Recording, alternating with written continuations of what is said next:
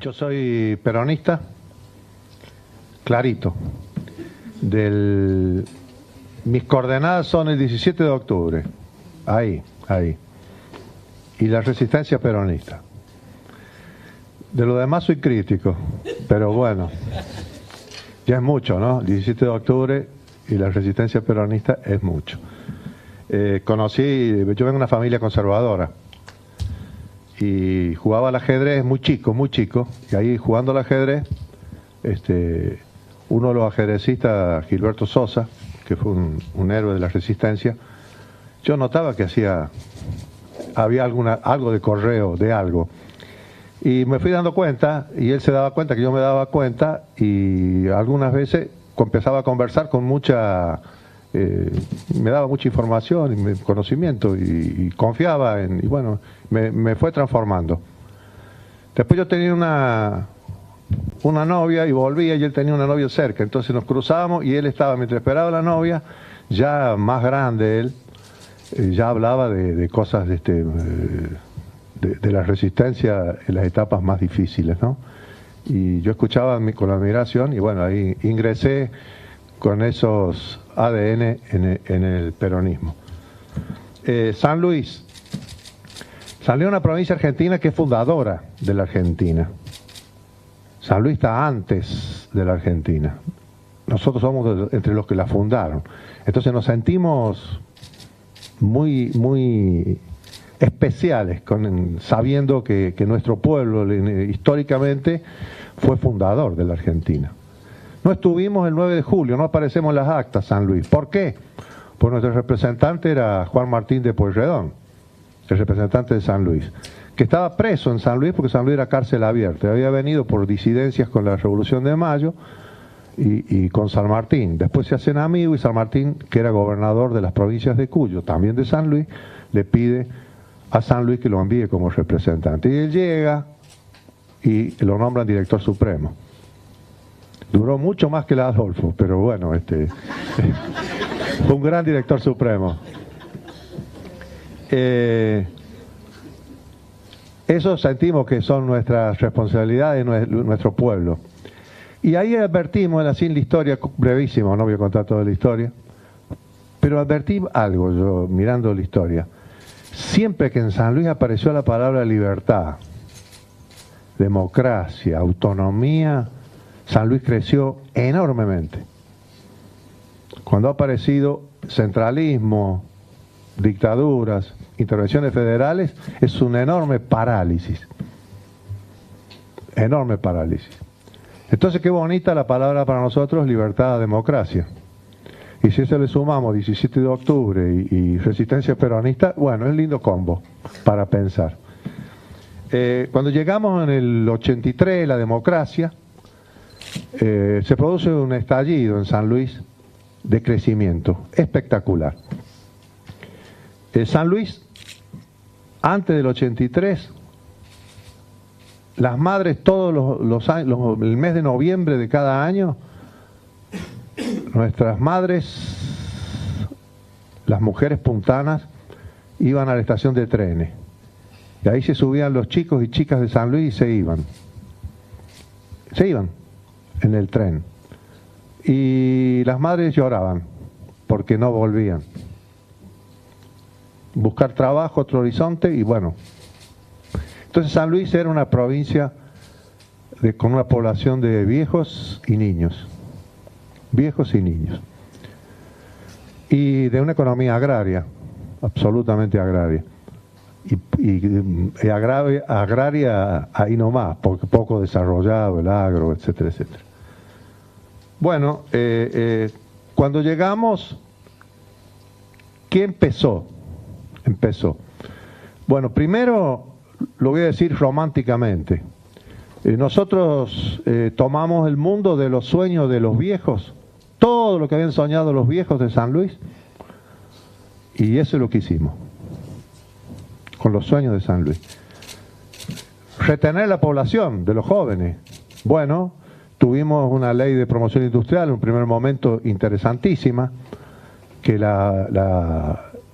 se le otorgó a San Luis, La Rioja y Catamarca el tercer gobierno de Perón. como una reparación histórica al aporte que habíamos hecho los puntanos a la gesta sanmartiniana. Brevísimo. San Luis aportó a la gesta sanmartiniana sobre una población de 14.500 habitantes, aportó entre las invasiones inglesas, el Ejército del Norte y la gesta sanmartiniana 5.000 hombres y mujeres. También estaba la Pancha Hernández, una soldadesca, no sé cómo se dice, soldado, una miliciana. Bueno, ese es el aporte que hizo San Luis, por eso Perón dice, bueno, merece una reparación histórica, una oportunidad. Cuando llegamos, lo aprovechamos. Entonces ahí logramos algo que es muy importante. En vez de convertir una provincia llena de empleados públicos, buscamos una provincia con empleados, trabajadores industriales. Eso también generó algo interesante en la cabeza nuestra, porque la presencia de empresas y empresarios e industrias nos abrió mucho la cabeza, porque nosotros de eso no entendíamos. Era una sociedad absolutamente agraria, con un desarrollo agrario, bueno, pobre. Retener la población y pensar en los valores de la justicia social nos hizo que decidiéramos cómo movíamos la economía, cómo lográbamos el arraigo, cómo lográbamos elevar la autoestima de nuestro pueblo, que era baja, la autoestima del pueblo de San Luis era muy baja. Y bueno, empezó un plan de viviendas enorme. Bueno, entonces la gente con trabajo y con viviendas ya se volvió muy interesante.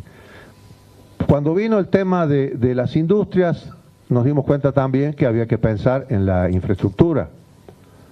Bueno, y nosotros podíamos abastecer, si poníamos un foquito de más, colapsaba la energía. Entonces, bueno, se hicieron estaciones transformadoras, nos unimos en toda la provincia a la red nacional de distribución de la energía y logramos, que la provincia pudiera crecer a un ritmo fuerte, impresionante. Con la promoción industrial nosotros creamos un Ministerio de Industria, que cuando lo creamos, la gente se reía, el opositor decía, si no hay industria, ¿cómo va a tener un Ministerio de Industria si no hay industria?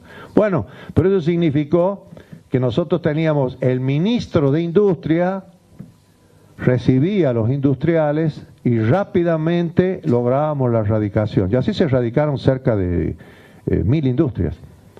Generó trabajo para cerca de 28.000 trabajadores industriales, que para nosotros eso es una suma enorme. Pensemos que en ese momento había una población de aproximadamente 300.000 habitantes. 28.000 trabajadores industriales transformó enormemente San Luis. Y bueno, y el plan de viviendas, se erradicaron, teníamos vivienda, se transformó toda la infraestructura de escolar. San Luis tenía un problema que es el mal de Chagas como enfermedad endémica. Y el mal de Chagas el vector es la vinchuca. Y la vinchuca se aloja en la pobreza. Un poco acá Ramón Carrillo, ese gran ministro de salud del peronismo, dijo algo así como que las enfermedades no las produce el virus o la bacteria, las enfermedades las produce la pobreza. Así entendimos nosotros el mal de Chagas y todas las escuelas del interior eran escuelas ranchos. Era un rancho de paja, techo de paja, donde iban los chicos a estudiar. Y obviamente lleno de vinchucas, ahí se aloja la vinchuca. Y ranchos. Todo esto se transformó, la infraestructura escolar, las viviendas, la electrificación rural.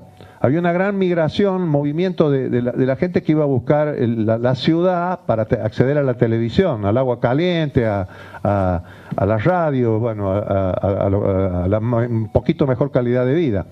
Bueno, nosotros llevamos electrificación rural a todos los pueblos de San Luis, a todos los ranchos, a todos los lugares de San Luis llegó la electrificación rural. Bueno, todo esto fue nuestra infraestructura hospitalaria. Cuando llegamos en el 83 había 2 hospitales, el de San Luis y el de Mercedes, 2 hospitales públicos. Hoy hay cerca de 120.000, 120, me fui, no. Tachar, vuelvo para atrás, 120 entre hospitales, que es sobre 60 pueblos, realmente prácticamente estamos bien. Sin embargo, bueno, de eso vamos a seguir. Estoy contando un poco el siglo XX. Bueno, ¿cómo se logra esto? Estoy hablando del siglo XX, ahora entro en el siglo XXI, que mejoramos ahí. ¿Cómo se logra esto? Nosotros somos 75.000 kilómetros cuadrados, más o menos el 1% de la población de la Argentina. Hoy llegamos ya a 450.000 habitantes, más o menos un 1% de la Argentina.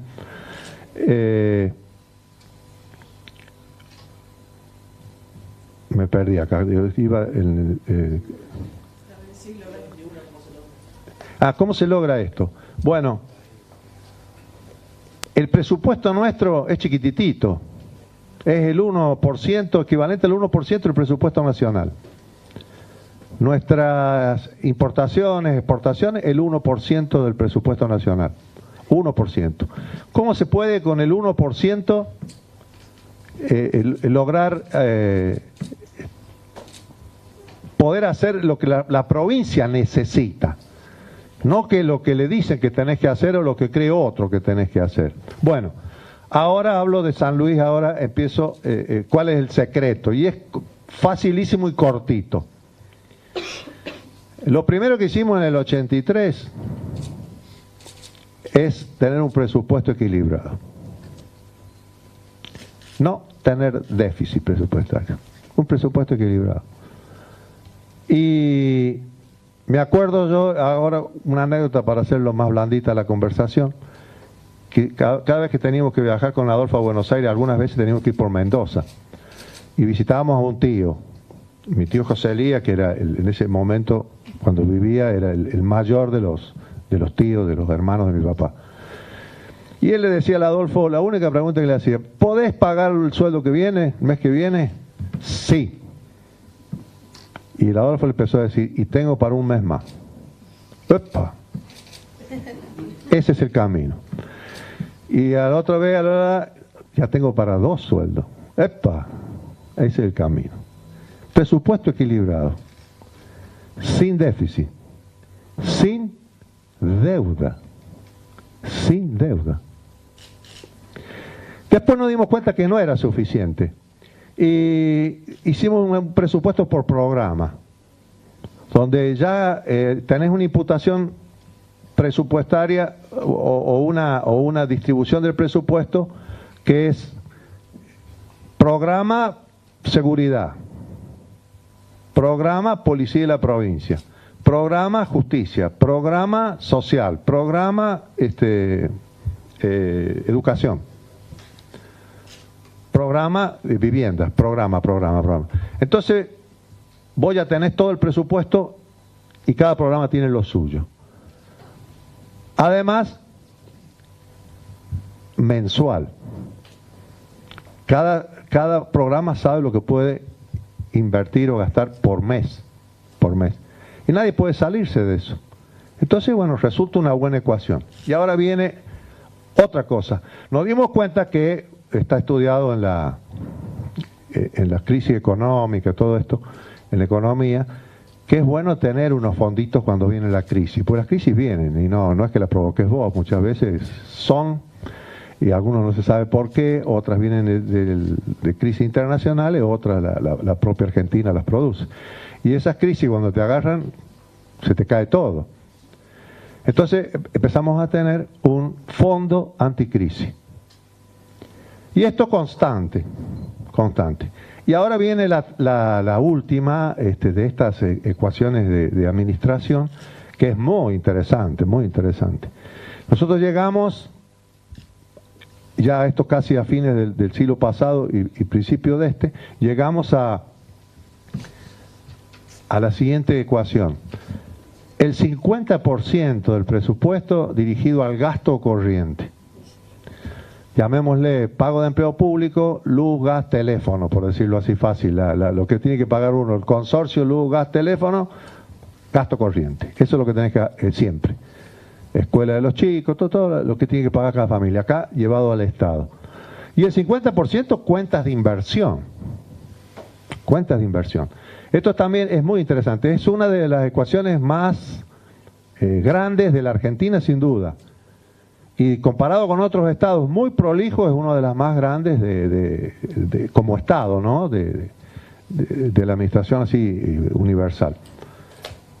Y esto tiene una relación enorme por la palabra transparencia. Porque vos preguntás, ¿cuánto es el presupuesto de San Luis? Supongamos hoy 20.000 millones de pesos, ¿no? 20.000 millones de pesos, sí. ¿Cuánto es el 50%? 10.000. Entonces yo termino el año presupuestario y ¿están los 10.000 millones en obras? ¿Está en la inversión? Ahí está fácil la cuenta. Y si no está, ¿qué pasó algo? Y está, porque nosotros tenemos, por ejemplo, sobre una población de 450.000 habitantes hoy, tenemos 60.000 viviendas construidas por el Estado, viviendas sociales, 60.000.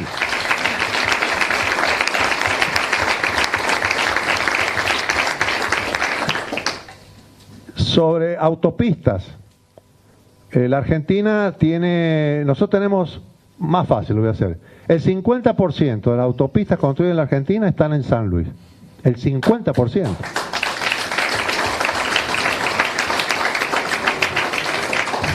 Voy a pedir que omitamos el aplauso porque yo ya me doy cuenta que les gusta, pero es innecesario porque vamos a estar aplaudiendo toda la noche.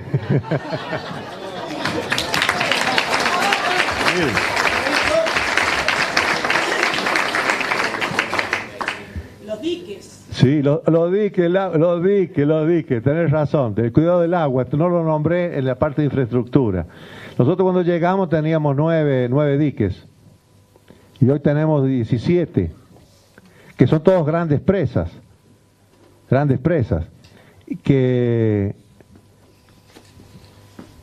hemos alcanzado a la gran provincia de Córdoba que tiene 17 también, pero nosotros no nos quedamos ahí, estábamos ya pensando en el 18 y en el 19, no nos gusta que nos mojen la oreja.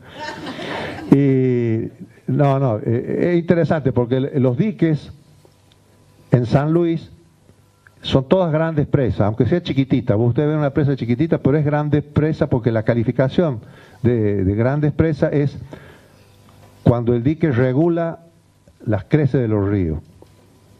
Cuando sirve para evitar desastres, cuando crecen los ríos. Nosotros tenemos nuestros principales ríos, o todos los ríos son de montaña. Y ahí nacen los dos grandes ríos, el río Quinto y el río Conlara. Las sierras de San Luis y las sierras centrales hacen de tremendas terrazas, ocupan prácticamente la mitad, corren por la mitad del territorio de la provincia, ocupan enormes terrazas que eso cuando llueve se acumula el agua y se junta en un solo río. Entonces hoy lo ve uno y es un riecito de, no sé, apenas puede mojar esta habitación, pero cuando viene enojado son 5 habitaciones de estas llenas de agua, se multiplica por 50, por 100 la cantidad de agua. Y eso, bueno, los diques son tremendos reguladores de las creces. Entonces ahí tenemos el secreto administrativo. Es presupuesto equilibrado, sin déficit, sin deuda, con fondo anticrisis, presupuesto por programa y 50% de las cuentas de inversión. Esto, ahora véanlo, constante. Y se da la situación de San Luis. ¿Cómo ha crecido San Luis? En esta forma que nos permite ubicarla en ese cuarto lugar, provincia desarrollada, y siempre, por lo menos hasta hoy, por lo menos la Fundación Libertad y otras que han hecho estadísticas sobre esto, la provincia mejor administrada de la República Argentina, en forma constante, por lo menos los últimos, desde el 2003 a la fecha. Ahí está el secreto. El siglo XXI, o el 2001 en adelante, nos castigó con la tremenda crisis. Y ahí empezamos otra idea. Ya habíamos cumplido los sueños de los viejos que yo les dije. Les voy a contar un sueño de un viejo. Se llamaba ingeniero Bona, Eloy Bona. Eloy Bona, un ingeniero que uno lo veía caminar y parecía a Albert Einstein. Así medio viejo, bonachón, un pelo así, una enorme melena canosa, muy distraído, caminaba por las calles de San Luis. Pero era obligado a consultarlo sobre los temas del agua. Y él decía, mire, si nosotros tenemos agua para llevarle a todo el oeste y el suroeste de la provincia, que es uno que no tiene agua, y es un potencial ganadero. Y entonces el Adolfo tomó los sueños del ingeniero Bona, hizo el acueducto del oeste. Son 400 kilómetros de acueducto, le llevó agua a millones de hectáreas que hoy tienen agua, y San Luis creció ahora de la economía agraria. Hoy somos el 1% en todo y somos el 4% en ganadería. Tenemos uno de los mejores calidad en el ganado y una sanidad espectacular. ¿Podés repetir, por favor, el nombre del acueducto? Acueducto del oeste, es del oeste, sí, y se llama ingeniero Eloy Bona, el acueducto Eloy Bona. Bueno, llegó el siglo XXI, y ahí aparezco yo. Y ya los sueños de los viejos los habíamos hecho. Entonces, nuestra ocurrencia ahora es cumplir el sueño de los jóvenes. El sueño de los jóvenes. Y empezamos a agregar elementos que hoy tienen mucha firmeza en lo que estamos haciendo. Gobernar de la periferia al centro. Por ejemplo, entramos al mundo de la digital. Pero nosotros entramos al mundo digital con mucha fuerza. Entramos al mundo digital. La Argentina no ha entrado al mundo digital. Entramos al mundo digital y hicimos un plan maestro que nos hizo Canadá. Una pequeña ventanita. Cuando uno no sabe, hay que preguntar. Cuando uno no sabe, hay que copiar y pegar.